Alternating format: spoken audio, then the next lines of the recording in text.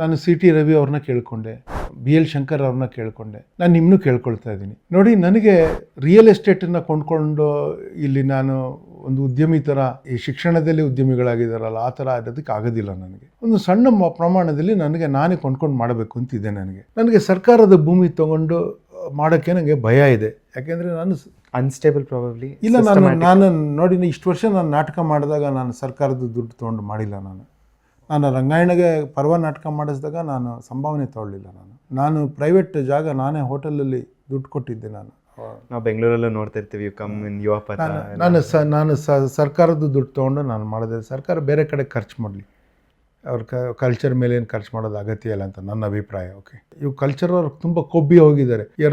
ಪ್ರತಿ ವರ್ಷ ಗ್ರ್ಯಾಂಟ್ ಬರ್ತಾ ಇರುತ್ತೆ, ಅದಕ್ಕೆ ಅವ್ರ ಹಕ್ಕು ಅಂತ ತಿಳ್ಕೊಂಡು ಇದ್ದಾರೆ ಕಲ್ಚರ್ ಜನ, ಆಯ್ತಾ. ಮತ್ತೆ ಮಠಕ್ಕೆಲ್ಲ ಕೊಡೋದು ದುಡ್ಡು ಎಲ್ಲ ಮಾಡಬಾರ್ದು. ಸರ್ಕಾರ ಅಸಹ್ಯ, ಅದೆಲ್ಲ ಭಾಳ ಅಸಹ್ಯ ರೀ. ಕರ್ನಾಟಕ ಸರ್ಕಾರ ಭಾಳ ಅಸಹ್ಯ. ಓಕೆ, ಒಂದು ಪಕ್ಷ ಅಂತಲ್ಲ, ಒಟ್ಟು ಎಲ್ಲ ಓವರ್ ಆಲ್.